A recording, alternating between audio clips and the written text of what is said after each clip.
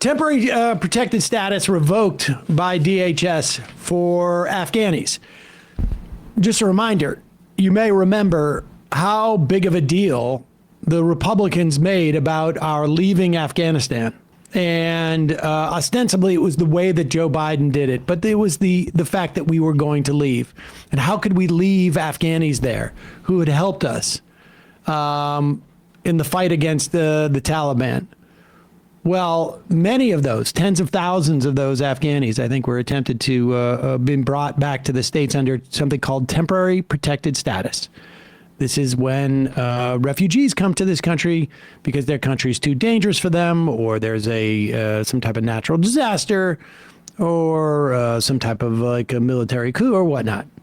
DHS has revoked this. Trump is in the process of revoking more temporary protected status. I think he's already done it for Venezuelans.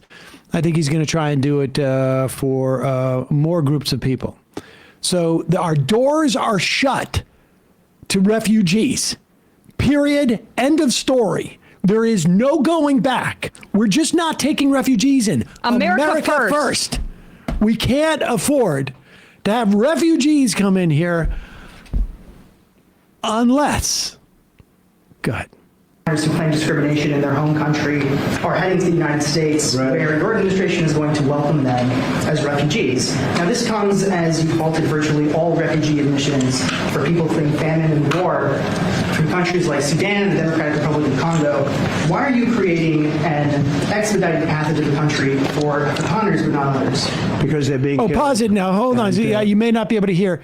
The question was, after you're like preventing people who are refugees from countries where there's famine or war, why are you doing an expedited process for Afrikaners coming from South Africa, white South Africans? And he's going to tell you now. Path into the country for Afrikaners but not others. Because they're being killed, and we don't want to see people be killed. Now, South Africa leadership is coming to see me, I understand, sometime next week. And, we're supposed to have I guess a G20 meeting there or something. But we're having a G20 meeting. I don't know how we can go unless that situation's taken care of. But it's a genocide that's taking place that you people don't want to write about. But it's a terrible thing that's taking place. And farmers are being killed. They happen to be white. But whether they're white or black makes no difference to me. Oh, please. White farmers are being brutally killed, and their land is being confiscated in South Africa. And the newspapers and the media, television media, doesn't even talk about it. If it were the other way around, they'd talk about it. That would be the only story they'd talk about. The only wait. Let's just I just want to slow down and understand what he's saying.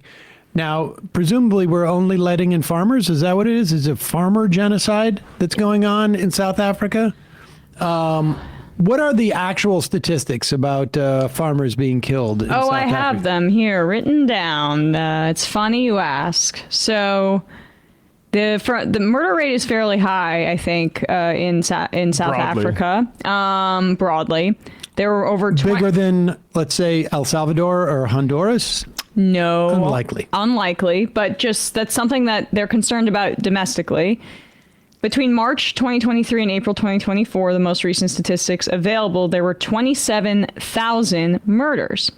Only 50 of them were on farms. So that's 0.2% of the total homicides in the country. That's like a genocide. Do you want to know how many of those were?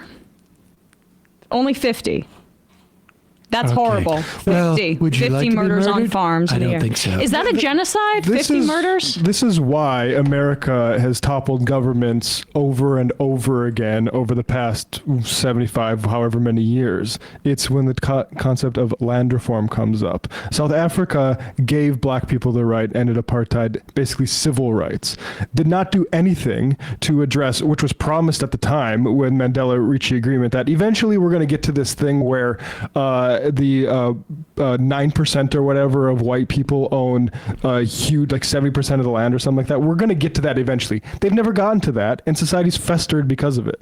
And he doesn't care if it's white or black. It's interesting. would you care if they're Palestinian?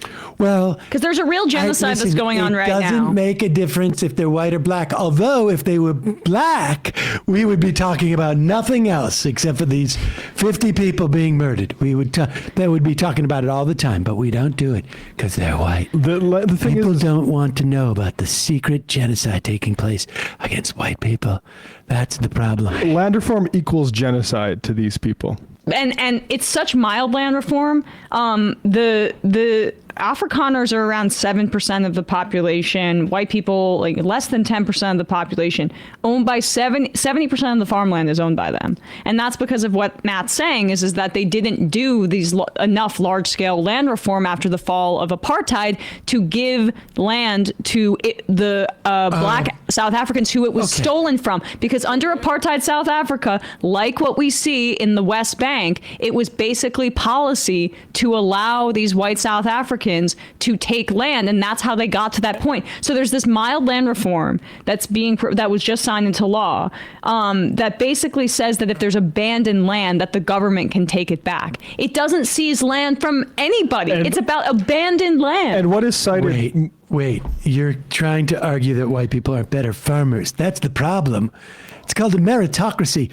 Can't be the white people's fault that they just happen to be such better farmers that they own 70% of the farmland.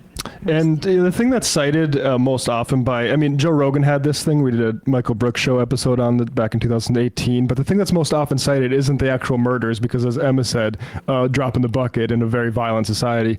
The thing that's cited is the EFF, led by Julius Malema, singing songs, anti-colonial, very violent, like violent imagery songs like "Kill the Boer, Kill the Farmer."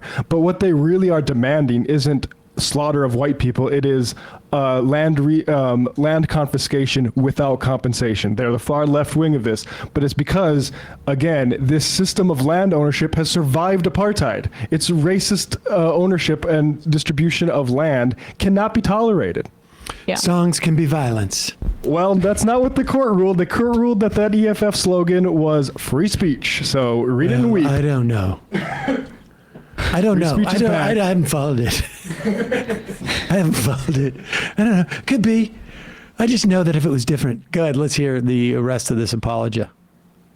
Are being brutally killed, and their land is being confiscated in South Africa. Which I really and the hate. newspapers and the media, television media doesn't even talk about it. If it were the other way around, they talk about it. That would be the only story they talk about. And I don't care who they are. I don't care about their race, their color. I don't care about their height, their weight. I don't care about anything. I just know that what's happening is terrible. And it's terrible because it's happening to white people. And also Elon Musk paid me $250 million. And so I'm going to do it. It's Elon Musk. I guess Trump had tweeted about this in 2018 because it's probably a Steve Bannon thing too. But this goes back to Reagan. Reagan was floating the same thing in the 80s. Hunter S. Thompson wrote about how he was going to seed the West with Afrikaner refugees. Headline from the BBC: claims of white genocide not real. South African court ruled. Okay, BBC. Yeah, they would say that. Right. You know, they're famously love Woke black fake South news. Africans. Yeah. Woke fake news. You know, there's 50 of them, and the gold card that they were selling was going for $5 million? Yeah. So $250 million just sitting on the table. yeah. Yeah. How about this stat also in the BBC? South Africa does not release crime figures based on race, but the latest figures revealed that 6,953 people were murdered in the country between October and December 2024. So this is a little bit of a narrower window than I just read from. Of these, 12 were killed in farm attacks. Of the 12, 1 was a farmer, while 5 were farm dwellers and 4 were employees who are likely to have been black. Okay. Yeah, what do you want me to do about Just a a black on black coincidence. crime? Coincidence. I'm sure we would have black people come in if they were Afrikaners. Yeah. We would allow black Afrikaners to come in. I mean, this is the same guy who pardoned the Camp Auschwitz guy for Jan 6. Like, this is just white nationalists. Hey, folks, don't forget to hit the subscribe button and check out our daily show. We do it every day at 12 p.m. Eastern for about 2.5 hours. We even take phone calls. You should check that out.